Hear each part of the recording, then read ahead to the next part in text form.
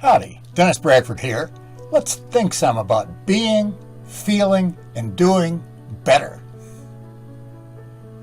Cause and effect and subject-predicate positionalities are dominant today. Nearly everyone in the 21st century is powerfully affected by them.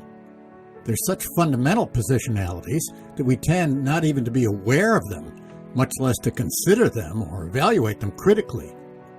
Let's consider causation in this video and the subject-predicate positionality in the next video. From a spiritual point of view, attaching to either one keeps us stuck below 499. What does that mean? I've used many times in the videos in this playlist the log energy scale of human consciousness from 1 to 1,000, where 200 indicates empowerment and 600 indicates sagehood, that was developed by David R. Hawkins, MD, PhD. The paradigm shift required for a personal calibration in the 500s requires detaching from cause and effect thinking, and the paradigm shift required for one in the 600s requires detaching from subject-predicate thinking. This does not mean that these positionalities are wrong or useless. At calibrations of 499 and lower, they are often critically useful, especially for survival.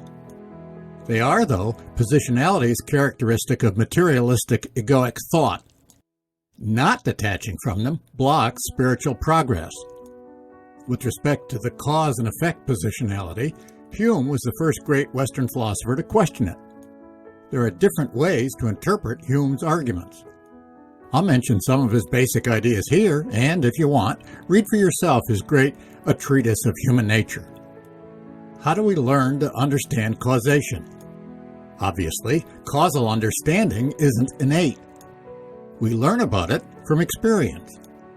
What does experience yield with respect to causal understanding? When we perceive causal connections, what do we actually perceive? All we ever perceive is a constant conjunction of event types. What does that mean? Distinguish a type from a token. How many words are there in the following? Is, are.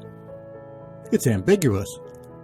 To clarify, let's agree that there are 2 word types and 3 word tokens.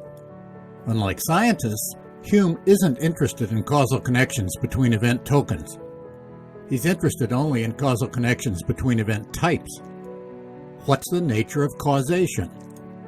His chief thesis is that what experience yields with respect to the relation between event types is only a constant conjunction.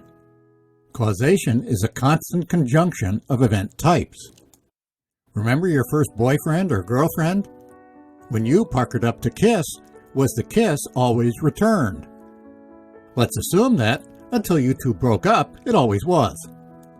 So, while you two were going together, you assumed that if I go to kiss her or him, then it will be reciprocated.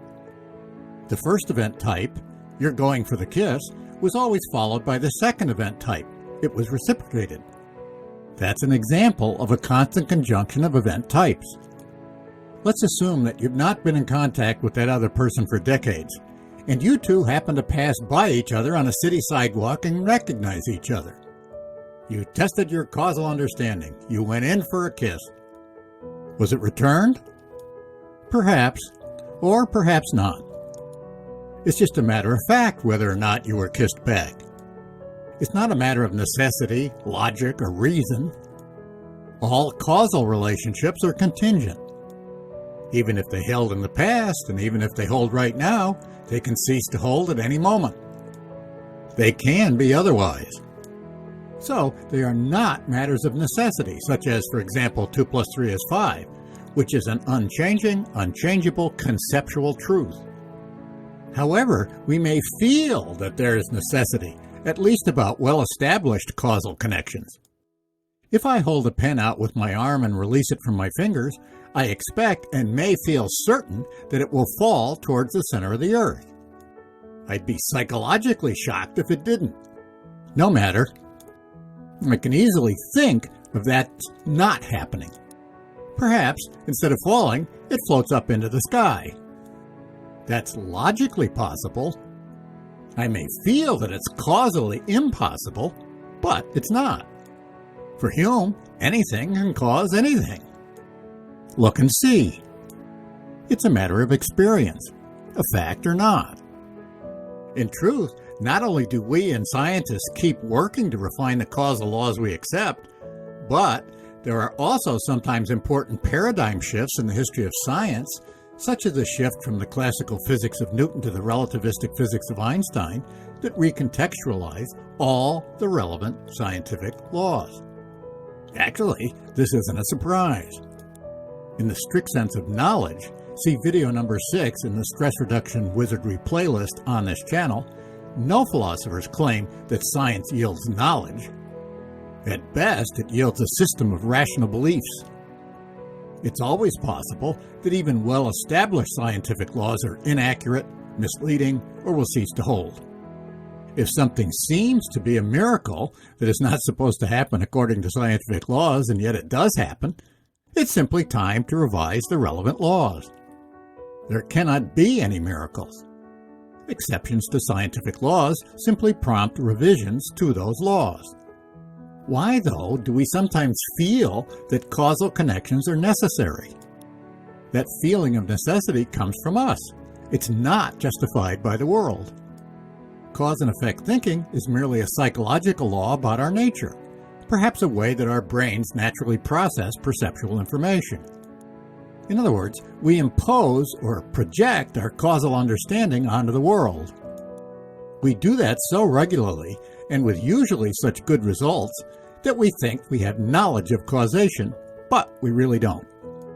What we have are rational beliefs that should always be modified in the face of additional evidence whenever that evidence undermines relevant scientific beliefs. It's important to be aware of this. It actually happens at each of the different levels of consciousness. For example, someone who is fearful projects that fear onto the world and so lives in a world full of fear. Remember that each different level is a different mindset. They don't mix. Someone who is angry is not someone who is loving. It requires major paradigm shifts, such as those at 200, 600, and 500, for the world we experience to change. A major recontextualization of the world happens at those 3 points. It's similar to the major shift in physics in the 20th century from the wholly linear cause and effect thinking of classical physics to the nonlinear thinking required by quantum mechanics. Even Einstein was unable to shift paradigms and was never able to accept nonlinear thinking, which is why he was never able to calibrate at 500 or over. If causation requires contact, action at a distance is impossible, yet action at a distance also seems real. Something needs to yield for the problem to be solved.